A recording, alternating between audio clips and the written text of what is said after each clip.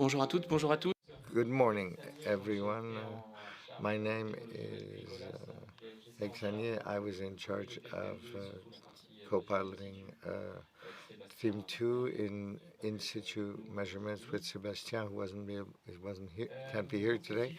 So this is just to show you the in situ measurement, examining the road surfaces which we built up in the 90s, which are based on the methods that we call 38.2 and method 52, which is for the examination of surfaces, and then what emerged of the automatic surveying systems, and that's what I'm going to talk about. The 4 points I'm going to develop is how we looked and how we could improve, and then we try to have a system which takes into account automatic examinations. Then we look at their performance. And the 4th point is the Miranda project, which will generate other projects to recover other information on patrol vehicles and fleets.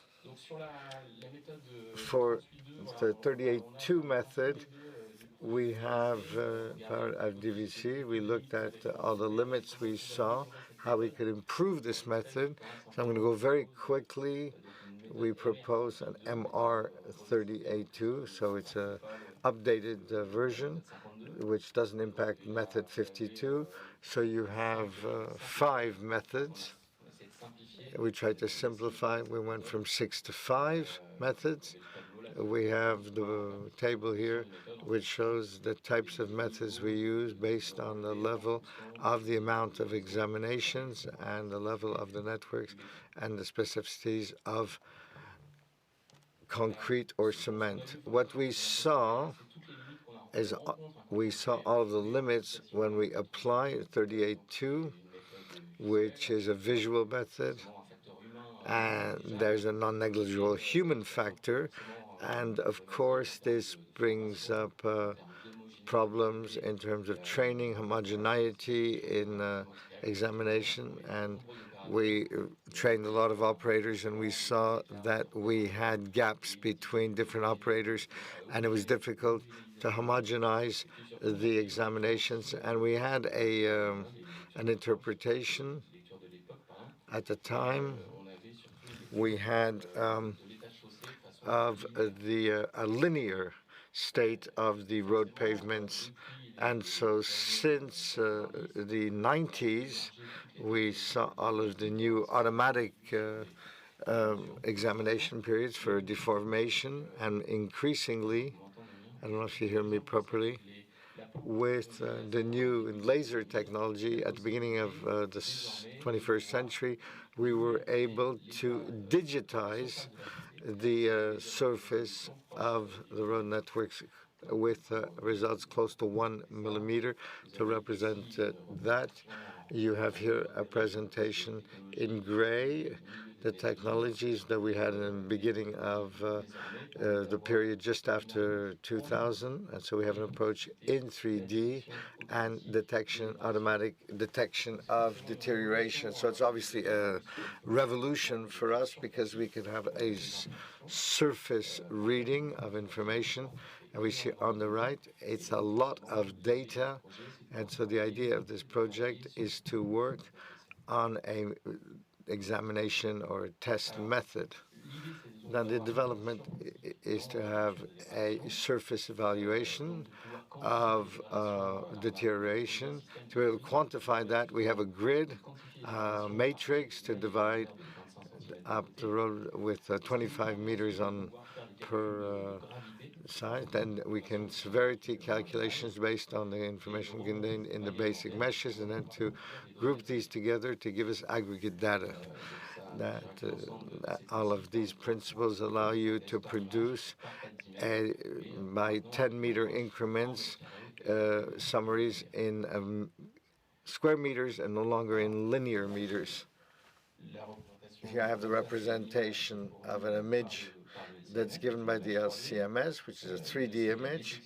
There's a gross detection of the deterioration that the libraries give us, that's what the system gives us, the application of the mesh positioning, and then we can then position each of the deformations on the grid and then calculate the gravity, the severity. And so you see here, the goal was also to work with the Department of the Eure, which is one of the partners of the project, to look at the reality in the field. We see the representation of where the driving surface, where you see the amount of cracks, with the right being more impacted, more on than the right.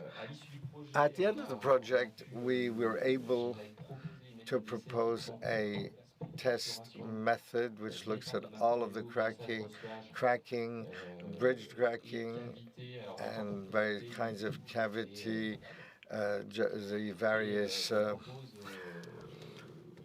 holes in the road, and I think we could perhaps use ceramics, which are quite expensive compared to classical uses, and to look at longitudinal or transversal cracks. The algorithms will allow us to do that in the future. This surface method, we looked at the deformations, and according to methods, we looked at the method that was used by the CEREMA, and also we looked at a method initiated by DVDC. The CEREMA is the method, is possibility of having this digitization. It allows you to have 40 profiles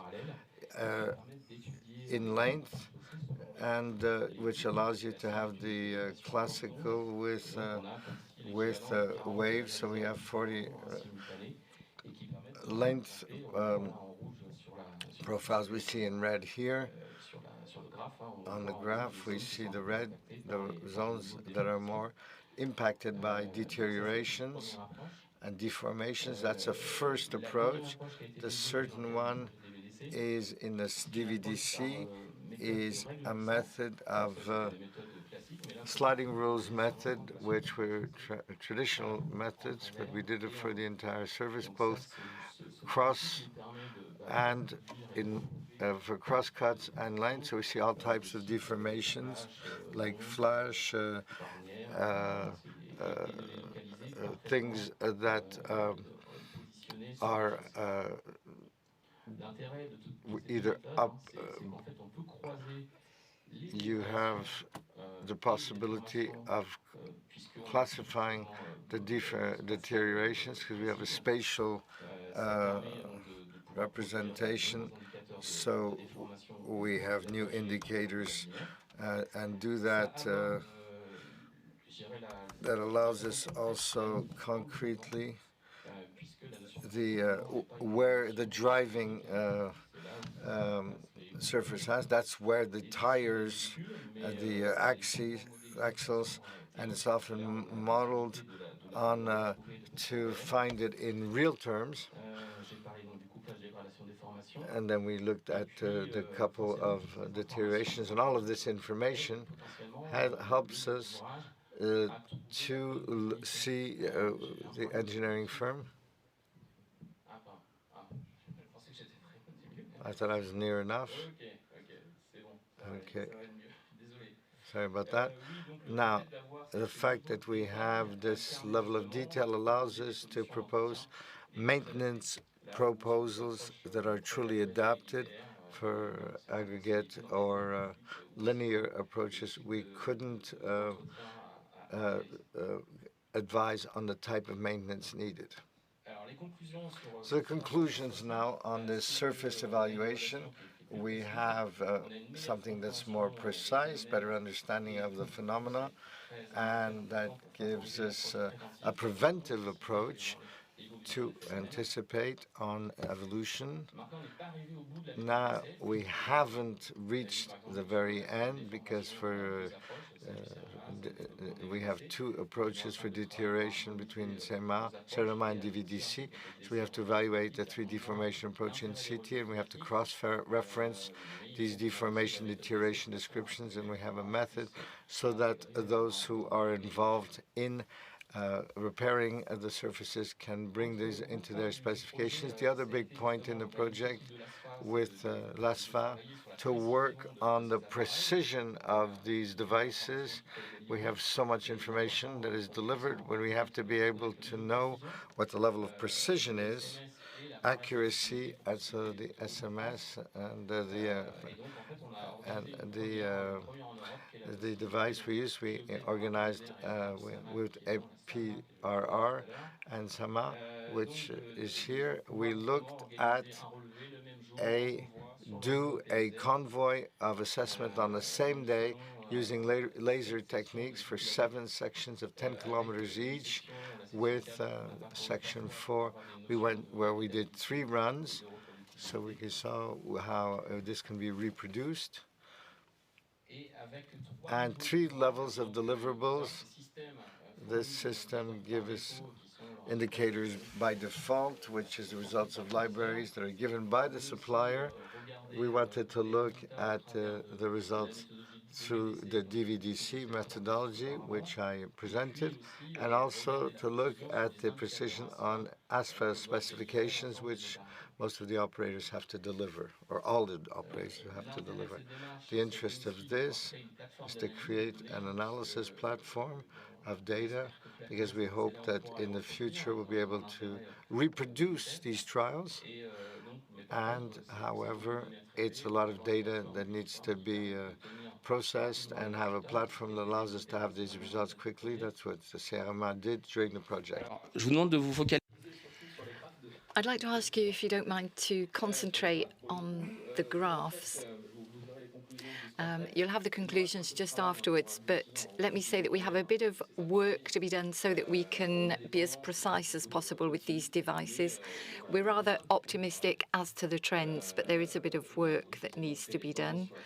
I've showed you the trends for cracking. You've got the trends as well for the tearing. This is just the raw data that I'm showing you, the raw data provided by the supplier, or rather the data provided by the supplier.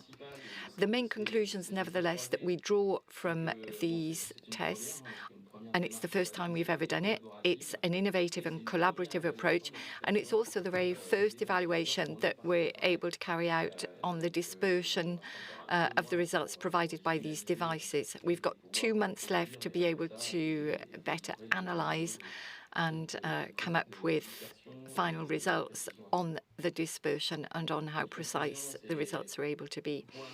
So our conclusion is, for the moment, that the results obtained are of good quality, generally speaking. Also, the curves are pretty similar. Sometimes, depending on the indicators, we might have a device that is slightly stronger than the others, so that's what we need to look at. And we do have some aggregated descriptors that are relevant, but that show a lower level of reliability than the others. Also, what's important is that the network is in quite good condition, so this potentially might limit the statistical interpretation in some cases. If there's more retting, more cracking, it might enable us to check the preciseness of the devices more accurately. So the last point I wanted to raise concerns the Miranda project. It's very clear that in the future, and already there's a lot of information that we're able to obtain. Miranda is one of the first projects on the subject. What we want to do henceforth is equip the vehicles in the Loire region with the different devices so that we can analyze the data. We had 2 phases. The first phase was the phase during which we did the test using data from a smartphone. And then in the second phase, we had a sensor that's a bit more specific. It's data called a uni-wheel, and this enables us to be a bit more accurate in our analysis and in the way in which we examine the situation. This gave rise to the development of a demonstrator, which meant that we could gather the information thanks to the smartphone, to geo-reference all of the information, to position it on the map, so that we can then monitor everything on a real-time basis and have a clear analysis of the status of the network. So what are our conclusions for phase one? Phase one being the smartphone testing. Well, we felt the testing process was quite reliable. This enabled us to correctly reflect the level of deformability of the network, but not sufficiently in order to be able to have data that we would usually qualify from a longitudinal perspective. In the second phase, using this sensor, the uni-wheel sensor, here we were able to deliver all of the usual uniformity indicators with a level of precision that is in fact very close to those that we have with the equipment that is referenced. So basically, this system is quite promising. And as I said earlier, this is the kind of system that will gradually be developed. There are apps already out there that give us the opportunity to use the data that comes from vehicles. As I said, Miranda is very much a front-running project. So thank you very much for listening. And I wish you a very good day.